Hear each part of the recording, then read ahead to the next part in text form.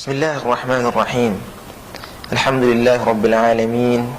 Wassalatu wassalamu ala sayyidina Muhammad wa ala alihi wa sahbihi ajma'in.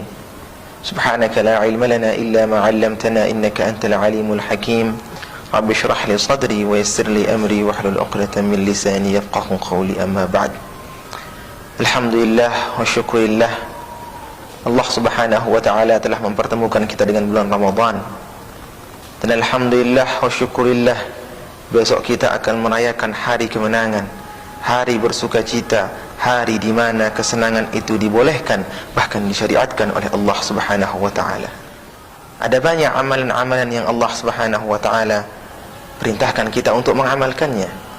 Yang pertama, ketika sudah terbenam matahari di tanggal 1 Syawal, kita disyariatkan untuk banyak-banyak bertakbir kepada Allah subhanahu wa ta'ala. Allahu Akbar, Allahu Akbar, Allahu Akbar, Allahu Akbar, untuk menunjukkan bahwasanya hanya Allah subhanahu wa ta'ala yang maha besar, hanya Allah subhanahu wa ta'ala yang maha agung.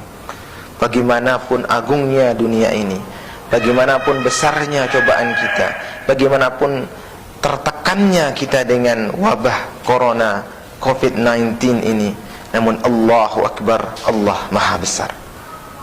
Kemudian kita juga disyariatkan untuk salat Id. Ada dua Id, yang pertama adalah Idul Fitri, yang kedua adalah Idul Adha.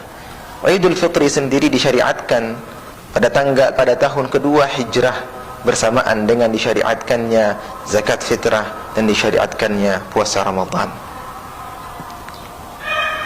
Sunnah-sunnah daripada Idul Fitri di antaranya adalah di malam harinya, dari malam harinya sampai kita berangkat menuju ke tempat kita salat Id, kita disunnahkan untuk mandi, menggunakan wangi-wangian, memotong kuku, membersihkan bulu-bulu yang tidak pernah melihat matahari.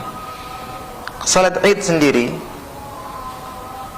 hukumnya dalam mazhab Syafi'i adalah sunnah muakkadah.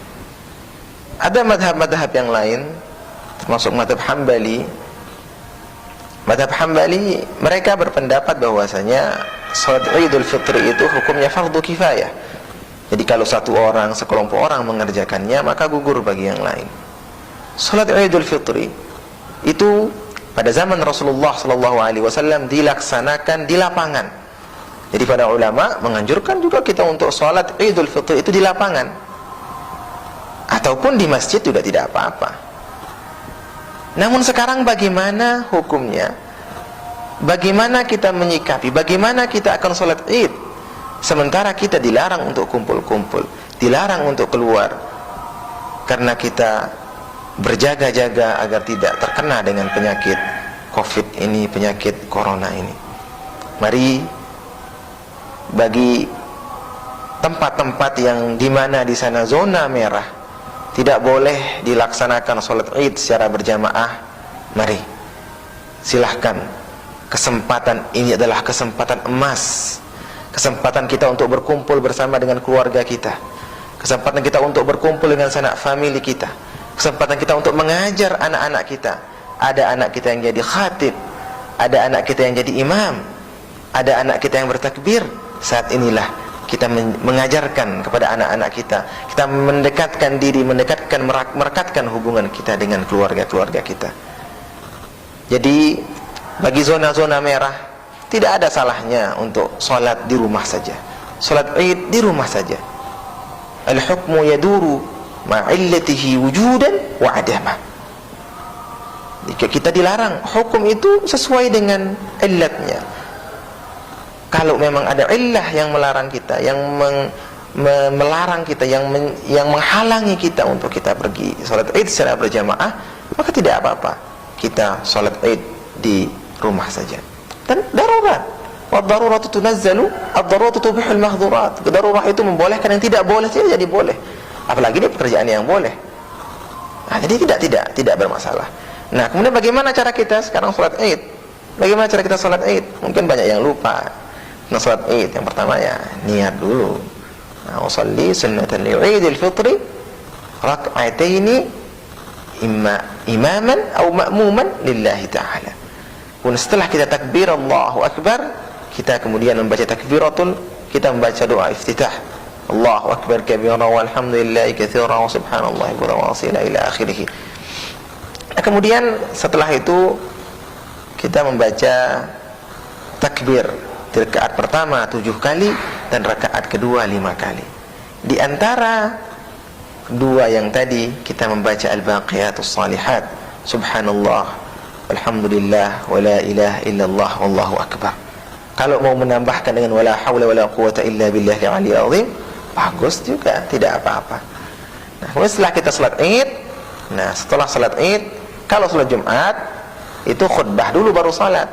Tapi kalau salat Id itu salat Id dulu baru kita melaksanakan khutbah, kecuali pada zamannya khulafa Muawiyah, Bani Umayyah dulu mereka membalik itu. Mereka menyamakan salat Id dengan salat Jumat. Kenapa? Karena nggak ada yang mau dengar ketika mereka pidato, ketika mereka khutbah.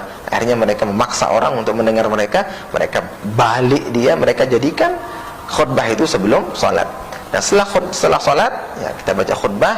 Dalam khutbah itu sama rukun dan syaratnya dengan khutbah Jumat, dan khutbah itu bukan syarat sah daripada salat. Jadi kalau misalnya sekarang kita salat Id, tidak ada orang yang akan berkhutbah, ya sudah, Allah, tidak apa-apa. Nah, jadi ketika itu sekarang kita sudah ketika berkhutbah, kalau dalam khutbah kita, dalam khutbah pertama kita membaca Allahu Akbar sebanyak 9 kali, dan pada khutbah kedua kita membacanya sebanyak 7 kali. Nah, kemudian dalam khutbah itu tentunya kita membahas tentang keadaan kita saat ini, tentang zakat fitrah, tentang corona juga tidak apa-apa. Nah, jadi itu tentang salat Id yang dilaksanakan di rumah, sekalipun tidak pernah dilakukan oleh Rasulullah SAW. Mungkin ada orang yang nanti mengatakan salat Id di rumah tidak boleh. Kenapa? Karena Rasulullah SAW tidak pernah salat Id di rumah. Benar, Rasulullah tidak pernah salat Id di rumahnya sendiri sama keluarga, tidak pernah. Berarti ini bid'ah juga. Nah, tapi sebagaimana yang tadi, al-hukmu yaduru ma'illatihi wujudan wa adaman. Jadi tidak statis tapi dinamis. Jadi hukum itu sifatnya dinamis.